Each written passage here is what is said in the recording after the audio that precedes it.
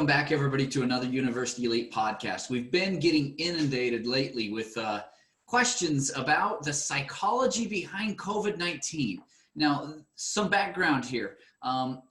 Things really got going crazy.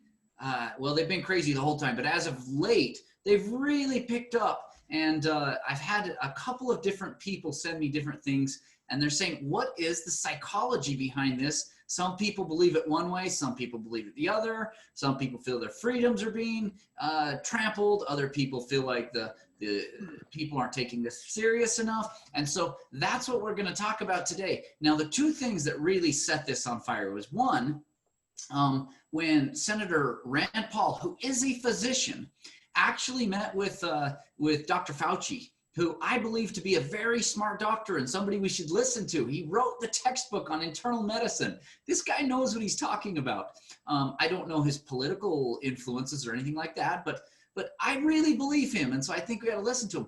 The interesting thing was Senator Paul actually said to him, and he brought up some statistics that I actually looked into, and they were accurate. He talked about that there is a huge scare tactic happening around the country. And I believe that to be true. And then I believe both political parties are using this, media is using this to control all of us. If you watched before, when we did a previous podcast, we talked about how they have a vested interest in you being latched on emotionally instead of logically. And Jerem so wisely said, if you give facts, that tells. But if you tell stories and involve emotion, that sells. And this is what they're all about, is selling, getting you to buy in completely. And so Senator Paul actually brought some facts in and presented them to Dr. Fauci. And for once, we saw the people agree, yes, I believe that to be accurate. And so what did Senator Paul was making a point. Why are we limiting our controls to students and keeping them out of school? And so I've written this down. He first went there and said, we know that schools have been opened and there has been no spike. And his point was, kids are not the danger of transmitting this to others. Kids can even get it and they just aren't affected. And he talked about this. He cited data where Austria, Belgium, Denmark, France, Germany, and the Netherlands have all opened their schools and have basically none of the restrictions that we have of 6 feet and masks, because they recognized very quickly children aren't spreading this. They just don't get it to where they're transmissible. There's theories on as to why, and we won't get into the microbiology of, do kids have fewer ACE receptors, or is their immune system so much better? And it's probably a combination of the two, if you're wondering, but we won't get into that today. Instead, we're talking about the psychology behind it.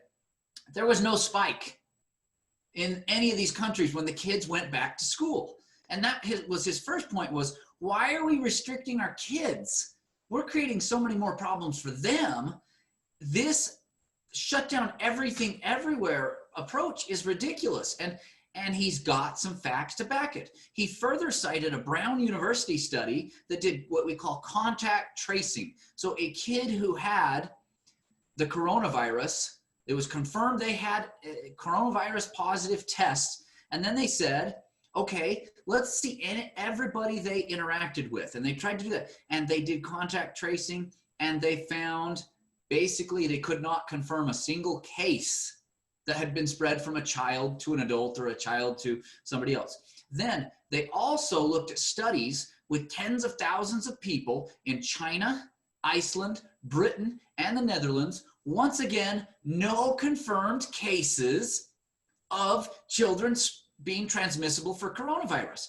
And lastly, he did a study that had 40,000 children here in the States from the YMCA, where they had a daycare, and they looked at all the positive, and they found no cases of children transmitting the coronavirus. And so these people are asking me, if we know the kids aren't transmitting this disease, if they're not the contagious ones, why in the world are we shutting it down? And they've got a valid point. Senator Paul made that point. Dr. Fauci actually said, I don't disagree with you. We just need to figure it out a little better so we can make a plan. And the two of them said, well, that I can agree on. And so they totally disrupted the emotional. We get to hook you, and you will be into our side of things no matter what. And then he from there we had a second study that just came out that is just throwing people into berserk. They're just going crazy. And this is the experiment in Sweden. Now, anybody who doesn't know, Sweden did it much differently. And there was an article, I'm going to pull up the website, by the Foundation for Economic Education. So this is a site that is actually dedicated to economic education. They're pro-economy. So take that into account. But they cited statistics that cannot be argued with. And they actually cited and brought out some of the psychology behind other articles that have cherry-picked statistics to do their point of view. And so what this article showed was Sweden did not shut it down like we did. Sweden essentially said, look, we're going to keep everybody going normal. Schools are going to go normal. People are still going to work. If you get sick, we can go ahead and isolate. That's fine. You have the option to wear masks or not. And largely, and then they said, but the key we're going to do is we're going to ask everybody to just stay away from the elderly.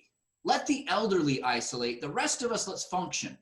And everybody looked at this. And so instead of having what they called the flattening of the curve, they had all their deaths happen really quickly. But now that we're looking at the total numbers of the curve, this article pointed it out. They actually had, and I believe it was 1/3 of the death rate. We're not counting the total, the death rate, because Sweden only has 10 million people in it.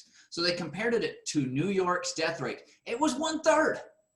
And so we're looking at, it was less than the Netherlands, but more than Belgium, or maybe I have those backwards. They fit right in the middle of everybody, and they didn't shut down. Their economy is the only one that kept going. So I got blasted with people saying, what about Sweden? What about Sweden? And so I finally giving in and saying, okay, let's talk about the psychology that's going on behind this. I am not here today to declare whether you should be wearing a mask or not. I am not here today to declare whether I think that you should be socially distancing or not. I will tell you that I am following those recommendations, but I am not here to declare which is right or wrong. I'm here to tell you what the psychology that is being used out there on you and I is. And so that's going to be our goal today. So Jerem, welcome. That's the big intro that people are wondering about. Give me your initial thoughts as we just kick off here. This is going to be fun. There's some very strong opinions on either side. And I was talking with a friend the other day on social media about this and relating what happened in Rwanda in 1990, 94, the civil war that happened there, and and I just realized how close we are to somebody pulling the pin on this grenade. And so I think it's very important for us to really look at what's going on and how we may be getting manipulated and some of those things from both sides. And I think it's interesting you point out that we're essentially villainizing and punishing children for something that has absolutely nothing to do with them.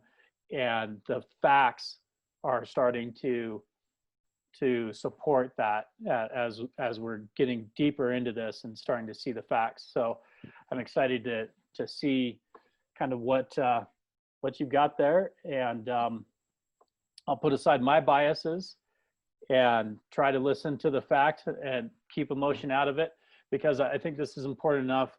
We need to understand what's really going on, regardless of how that affects political leaders that I may have trusted or followed or what. So I love what you're saying there, because there are a few more facts we'll give you to help you to get rid of some of the emotion in this and be able to make your decision based on logic balanced with emotion, because that's where it's safe. If you remember in our how to support a cause without becoming an extremist one, we pointed out, and if you don't know, that podcast is on all of our sites, whether you're iTunes or whether you're Stitcher, or you want to watch it on YouTube or go to the universityelite.com website, it's on all of them. And so you could look at that one, how to support a cause without becoming an extremist, because there we teach you the psychology behind why they want you to actually use emotion without logic, because then media and politicians can control you. And so in this case, if you're the liberal person saying that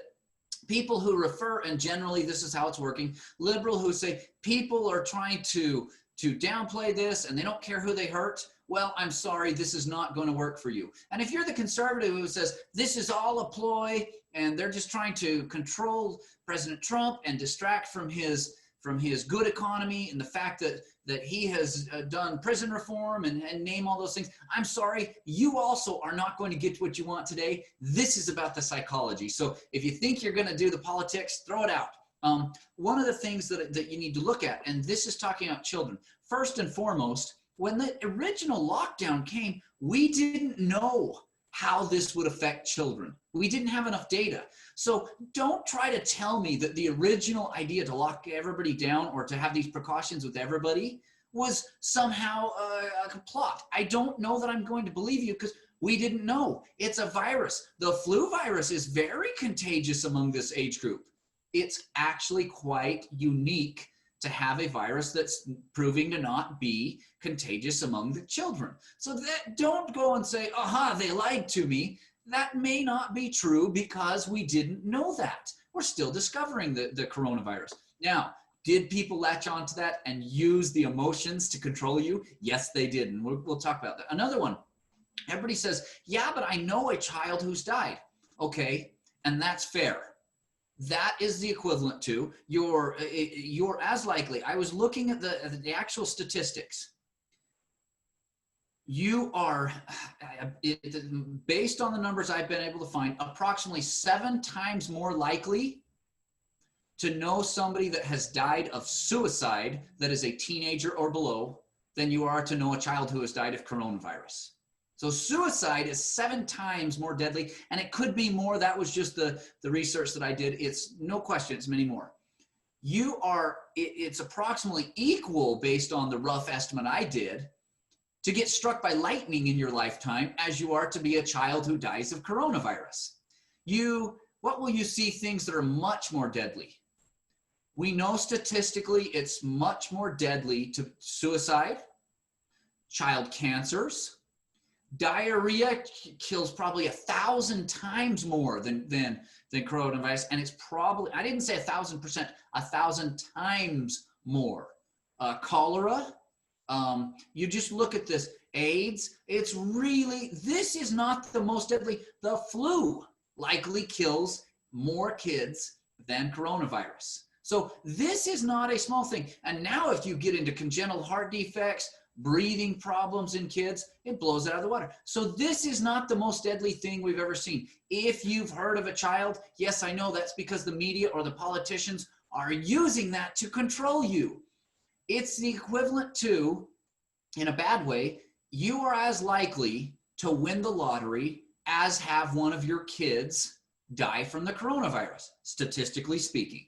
Now, if you have pre-existing conditions, throw that out the window. That's going to be different. And we'll talk about those next. But that is something to where take the emotion out. Statistically, what makes you a high risk? We're going to cover that. And if you're not in that category, it's actually really low. So what's your impression as I share with you all the things? And oh, by the way, I didn't even mention car crashes. You're something like 100 times more likely to die in a car crash as a child as you are from coronavirus. So Jerem, over to you real quick. Take a minute or two. Absolutely. I saw something just recently that said, I never thought I would see the time that people were so afraid of dying that they literally stopped living.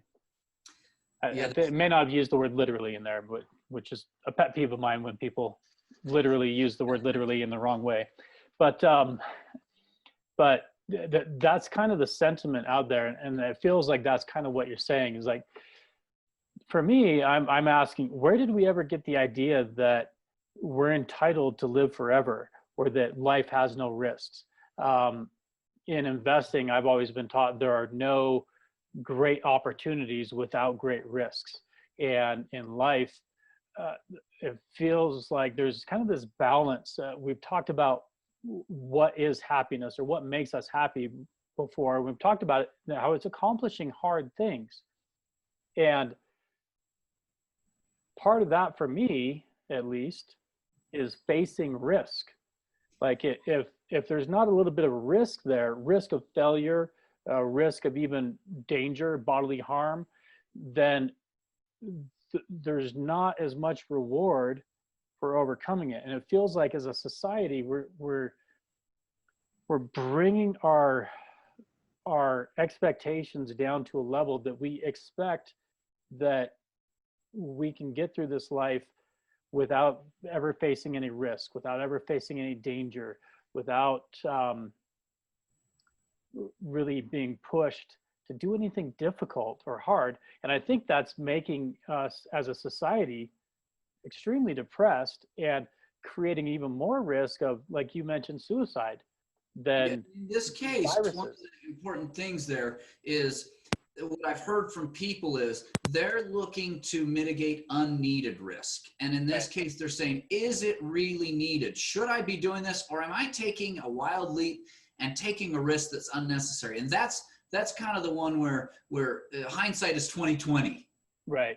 And we didn't know early on. And so that's one reason that I finally capitulated and said, okay, I'll do a podcast and talk about the psychology, because people were saying, is it a realistic risk or not? And what I'm saying is, in the pediatric community, no, statistically it's not. And in fact, this is a good segment into what makes it a risk. Now, this is the one disease, the flu virus, it gets into the system in ways that basically through the mucous membranes and that type of thing, and it can just mutate so well that it can get in so many different ways that it's contagious across all age groups. We're not seeing that same thing at this point from the coronavirus. And what we're seeing instead is there are 4 big things. Now, I'm going to explain some of the pathophysiology that is believed to be the reason here. And so get ready for the technical. You're going to understand more than many people after the next 2 minutes. So the coronavirus, this novel COVID-19, it actually has a special key to get into the cells in your body so that it can hijack and take nutrients and that kind of thing. That's its whole job, is it kind of wants to latch on, put its babies in there, and then they use your nutrients until they overload the cell, and then it spills out, and they go and do the same thing over and over.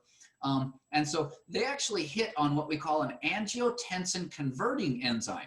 Now, what this is, angiotensin, we use it in our body when we're dehydrated or when we need a little higher blood pressure in somewhere. It causes the blood vessel to go down like this. And so your body says, oh, hey, we haven't drunk enough water. We need to keep the blood pressure up. So we're going to squeeze the blood vessel down so that we can still have enough pressure to pump all that blood up from our heart into our brain and places we need it and overcome gravity. And so what they found is this smart little virus said, aha, I can use that to sneak in your house. Think of it like the dog door on your door. And he goes, haha, I know it's not made for this, but I'm going to sneak into your house through the angiotensin or ACE receptor.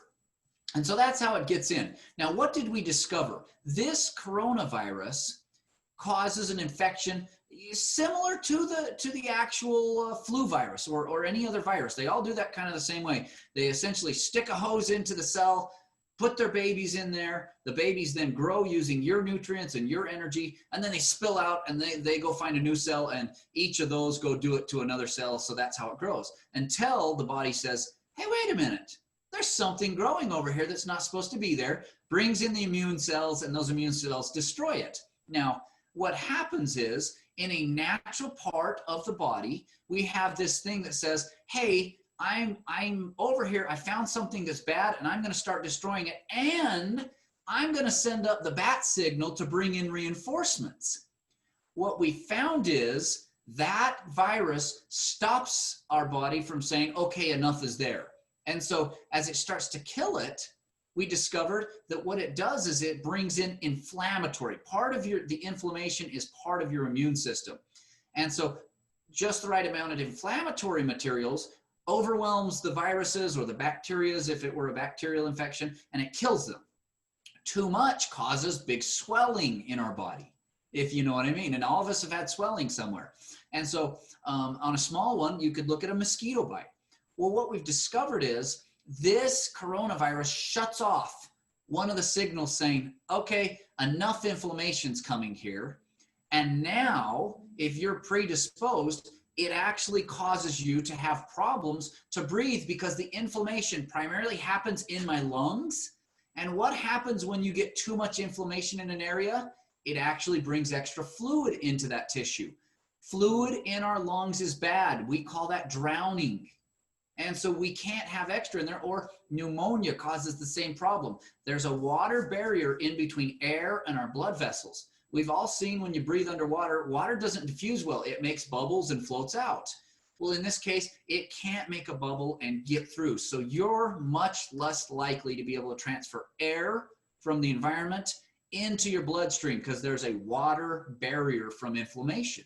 That's how coronavirus is killing people. It's causing inflammation. Well, what did we discover?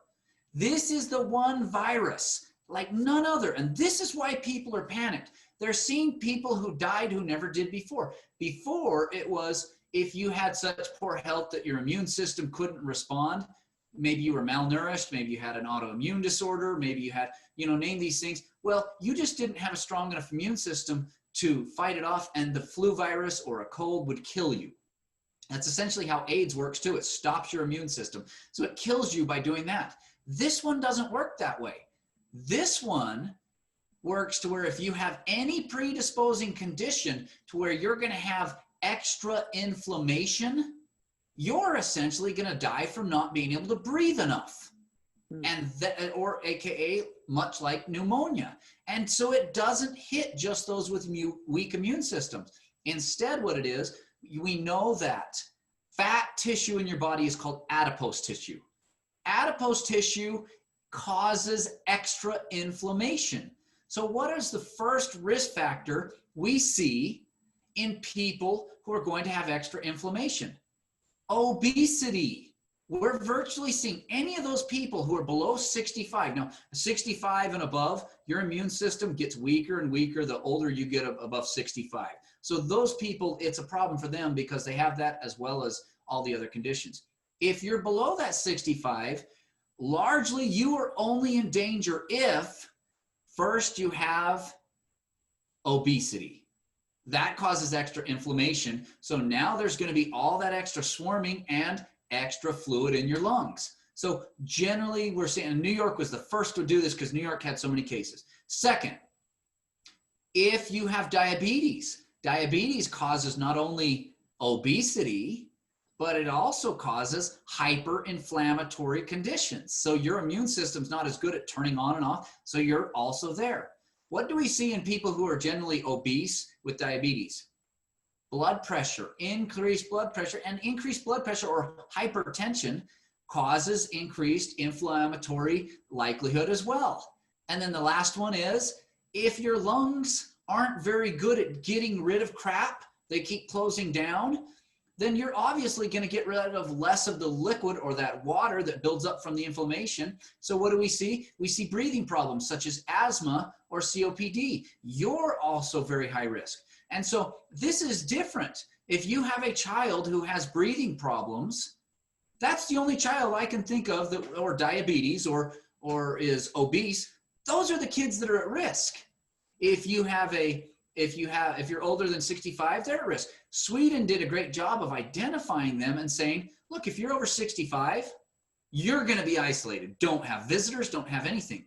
If you have asthma and diabetes as a kid, you're isolated, you're high risk. You need to do this. And they put it out immediately. And Sweden's rate was actually, so they protected their elderly and they protected their high risk of those things. And what happened?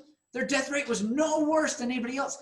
The key here is we're all going to get this virus. Like it or not, we have never said this is to prevent the virus. We're all going to get it. But can the hospitals have few enough people to be able to help some people live? That was the whole purpose. And so one of the first things that people were angry with is when I pointed out, guys, this isn't meant so you don't get the virus. Your lockdown is to slow it down so the hospital, instead of having 50 people, has 5. They can manage 5 patients. 50 is hard. What else did we see? New York did a terrible job. They actually took healthy elderly individuals in nursing homes, and they took somebody out of a hospital that was an elderly person, extremely contagious, because the more your immune system is decreased, the more contagious you are. And they put them in the same nursing home. So now you have all these healthy people that did not get COVID with somebody who did, and it just spread like wildfire. That's why they had it. Or they had other people who were high risk, who weren't isolating themselves. And so as we look at this, you need to realize, as we're looking at these shutdowns, Sweden may have something. They sent their kids back to school. The healthy people, they sent them to work. If you had any symptoms, they sent them home and isolated, and they didn't visit anybody till they were better again. This is what they're doing. And so as we show those facts, some people out there, if you'll take away the feelings of I've been lied to, because that may or may not be true, it takes away a lot of the scariness. I am a high-risk individual because of some medical conditions I have. But I'm very careful to isolate myself. I wear my mask. I make sure that I'm not going into high-risk situations, and I'm not fretting at night about this. I'm cautious, but I'm not fretting. I know I'm a high-risk individual. Therefore, that's one reason my practice has become all telepsychiatry. So those are some of the big things that people need to understand before we talk about the psychology of how they're ignoring and not sharing these facts with the general community, and what the benefit would be to these political and media groups. Awesome. Heavy stuff, fascinating stuff. I think there's so much when you start to realize that there are more ways to look at it and start seeing other pieces of the puzzle, other parts of the picture that you hadn't recognized before. It's amazing for me, at least, to watch as that picture, that opinion really starts to metamorphose into something totally different. And you're watching it shape shift right before your eyes. And you're like, oh, wait, this is totally different than what I thought. Yeah, and you know, I had one friend who said his patients were having a hard time remembering what the risk factors were. And so he said, I put it in terms that would be offensive to some, but my patients never forgot. And he said, if you're fat, you put yourself at risk of having complications from COVID. If you have diabetes because you ate poorly, or you were unlucky enough to get type 1, I'm sorry, you put yourself at risk for COVID. If you decided that you didn't have to worry about your weight or other habits such as smoking, what have you, for blood pressure, I'm sorry, you put yourself at risk of COVID. And if you smoke, I'm sorry, vape, smoke marijuana, or smoke tobacco, you've put yourself at risk for getting COVID and having these complications. And he said, I didn't have another patient forget that. They could remember fat, ate unhealthy, didn't exercise, and then used the bad habit, and they were kind of like, oh crap, all the things that I said, something's gonna kill me, and now it became realistic, and they're going, oh crap, is this the thing that's gonna get me? And he said, a lot of worried people that suddenly were willing to stop smoking. They said they were gonna stop using marijuana. They said they were gonna stop vaping. They said they were gonna get on a diet and control their diabetes and actually work on their asthma or COPD. So what do we look at here? Why would the media and the politicians do this? Remember, their whole goal is to get you to act emotionally so that you will be in their court no matter what they do. They can control you and the big money that comes with being in power. So let's destroy both the left and the right together here, Jerem. Real quickly, before you jump into that, I want to just point out that when you say they're controlling us, when you look at what they're doing, they're not saying you've got to stop smoking, you've got to stop eating fast food and junk food, you've got to exercise. They're not actually doing anything to control the people at risk. They are controlling the people who are not at risk. And that's because the it arguments could that, affect. Yeah, and so you're right. It's taking something over here and saying we're going to use this to gain control over here. and And remember, the medical community at first had to do this because we didn't know enough about it. But why do the politicians and the media keep this narrative going when the medical community, both Fauci and the doctor senator, both came out and said, yeah, I think we agree that kids are lower risk and we just need a plan that makes sense to keep everybody safe to reopen these schools. They were on the same page. Why hasn't the media and the politicians both gotten and said, okay, throw out politics, throw out all this and done it? It's for the following reasons. If they can control you and create a straw man that says you are being oppressed, there's nothing that's going to cause you to have a closer attachment and fight more for that person's cause or come back to that news station than if you get those emotional hooks in you. So they essentially get to control you. That means more advertising dollars. That means more votes, regardless of what they do. You can see how this is big money, big influence. So what is the left going to tell you psychologically? They're going to convince you that people who don't agree with you shutting everything down, and this is the generalities, with everybody shutting down, that they are being careless and they don't care about anybody else. That's a typical left-leaning argument, is if you disagree with our way to get to an end place, well, you don't care about the least fortunate, and you don't, and there's just no truth to that. But it's something that's said, and many of us react emotionally, so they do it. So that is their way of doing it. And if you're a left-leaning, you're going to support that because it's not fair. You haven't gone to med school and studied microbiology to be able to understand this and the physiology. But that's their goal on the left, is now you are going to take that. I'm here to take care of the least or the most disadvantaged, and you're going to latch on to that, and it's a good thing. I hope we do. And then you latch onto the straw man of, therefore, the people who oppose me don't want to take care of them. There's the little lie that's mixed in with the truth. The truth is, hey, if we don't do it right, it could harm some people that are most disadvantaged, least able to care for themselves. That's the truth. And now the lie is, therefore, anybody who disagrees with me doesn't want to take care of the most disadvantaged. The right's doing just the opposite. The right is taking a truth, which is, this is infringing on my rights and liberties. And there is a slippery slope that could go down to where if it worked with coronavirus, then we can do it this next, and we slowly take your liberties till we have full control of you. There's the truth. Now here's the little lie. Therefore, if you let them control you in this one area, you will lose control in all areas. And so now you're letting the government, the state, run you.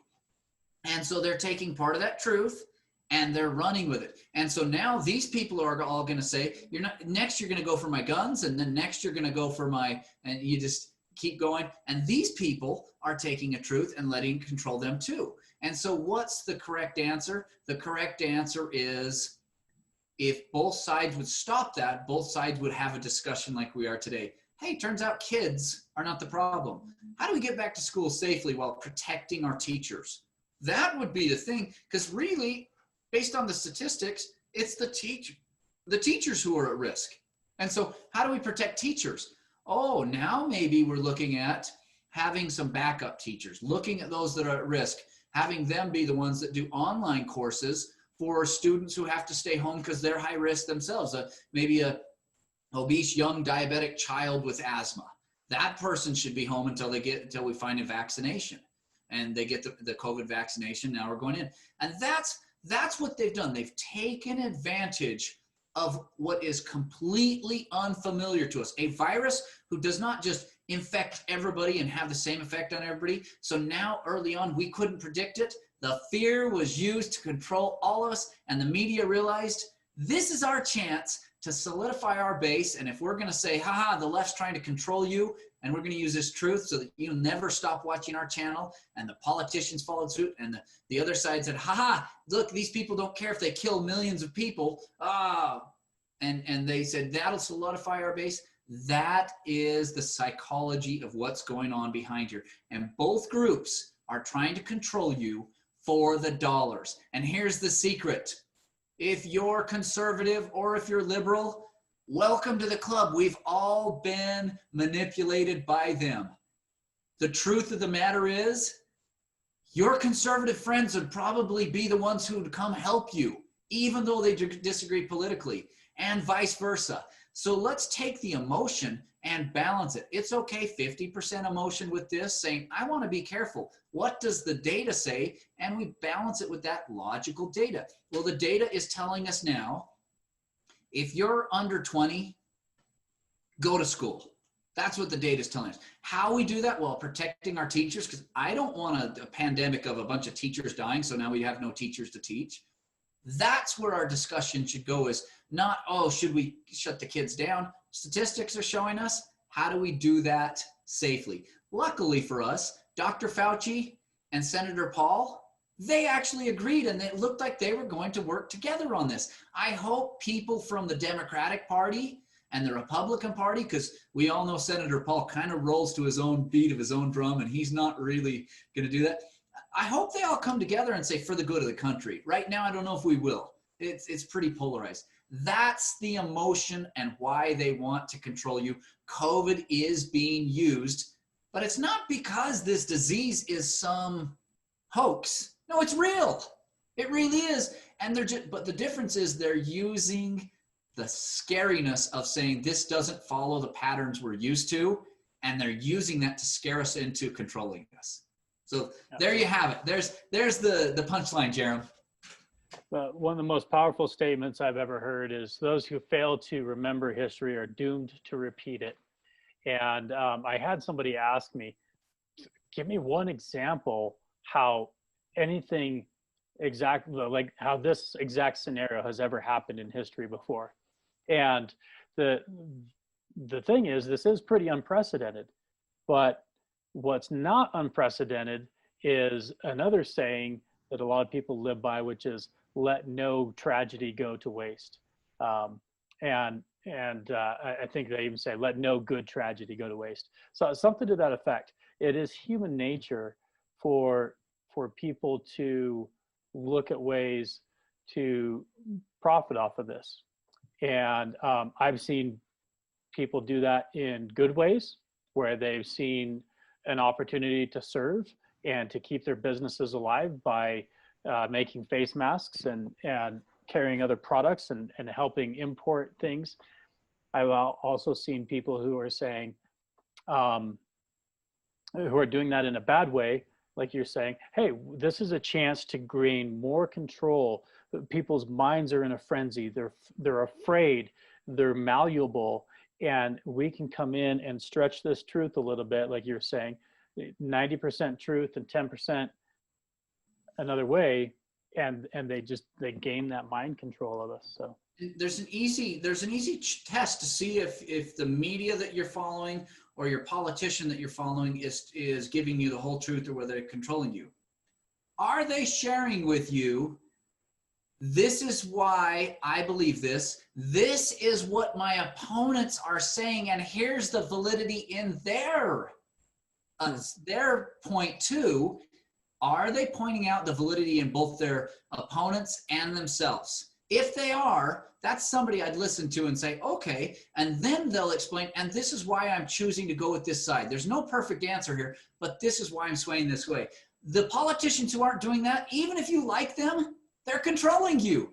If you can't come in and say, hey, Dr. Paul is looking at this, and Dr. Paul did say, and Senator Paul, did actually say in his thing to Dr. Fauci, I know we need to be careful, but we need to have a plan to get these kids back in school. And I agree with him, because 7 times more likely by the statistics I saw to see suicide. What is the one biggest thing in children that are going to cause them to be more likely to suicide? Depression. What causes depression most in teenagers? Isolation from their friends, the most important thing in their life at that age group. You can just see how this is terrible. Now, with that being said, we need to tell people, you need to follow medical recommendations. Medical doctors, by and large, are not being political. They still just care about helping you, the patient. follow their guidelines. If you know you are obese and you have asthma, you're probably the one who needs to say, I'm not allowed to go to the restaurant to eat. If you are somebody who's in shape, does not have asthma, does not have hypertension, and has never smoked or used vaping, you're probably the lower risk. And those are probably the ones we should say, go out. But how many people are going to throw a fit? No, you're just being mean to me because I had bad habits. Yes, I'm sorry, coronavirus chose you. Take the emotion out of it. You chose this. I'm sorry that it was your turn to hit the negative lottery.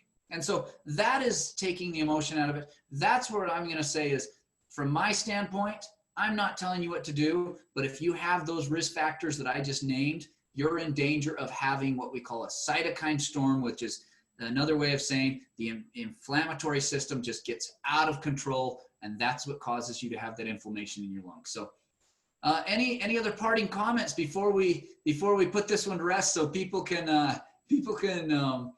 take it easy on me on the psychology behind what's happening with COVID?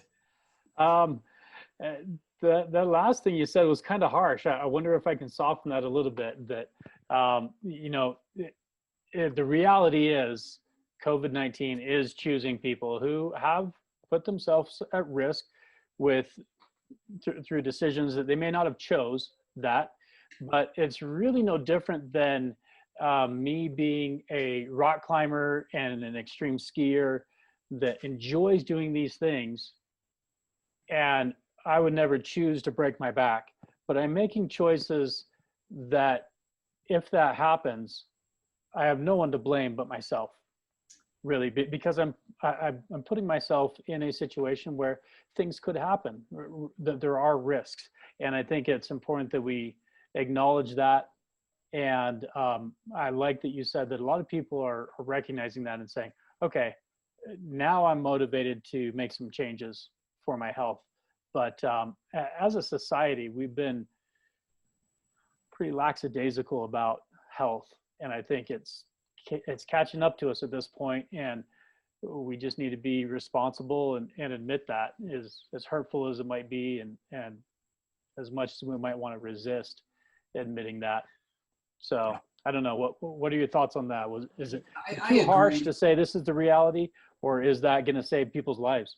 Well, and in my case, it's because people have been asking me, what is the real risk? And that's why I'm so blunt with that, is to answer those that have been submitting. I'm not trying to be harsh to anybody, but those little questions have been asked me, what are the risk factors? And that's what I've read in the actual medical literature, is those big 4 factors. Now, of course, there's going to be somebody who genetics or happenstance that their body's made in a certain way that they may not have those things, and they might just be susceptible. But that, once again, is the equivalent of winning the lottery. You are as likely to be struck by lightning in your lifetime as you are to be that person. No, the vast majority, I heard early on, there are no comorbidities. And they started looking and they said, that means no predisposing conditions. And they looked at it and said, well, they were a little bit heavy, and the people that we're seeing. Oh, they did have a history of being a smoker or smoking marijuana, so that we know there's lung damage. And, but we didn't want to say, yeah, you're smoking the reefer. That puts you at risk of this COVID virus. Sorry, but we'd have it. And so the reason I'm being so brutally honest is in response to those questions to me. I don't mean for anybody out there to be, shaming does not work, and I never plan on using it. Right. But I do plan on honesty. Right. And that honesty could literally save people's lives. Many. So it's kind of important to in closing, clear. In closing, don't let people control you emotionally with this. Be smart about it. Use the precautions. Support be involved in the civics. Talk to your political leaders, your local leaders, and tell them, hey, we know these are the risk factors. Let's make policies that don't punish us all. Instead, let's make policies that make it that put it in place to have those that are most likely to have a negative outcome. Because the vast majority, we know this has less than a 1% mortality rate. And if you look at it, the vast majority are older and those conditions. You're about as likely to die of lightning strike if you don't have those those comorbidities we've discussed. And so in that case, relax a little, enjoy your family. It's still summer. Let's do that. And stop letting the media and the politicians control you. So that's our podcast for the day. If they want to check out more of our podcasts, they can go to universityelite.com and get it there, or search us on iTunes or Stitcher or whatever other service you want, or YouTube. So anything else, Jerem? Nope, I think that covers it. Okay. Thanks, Doc. All right. Be well. You too.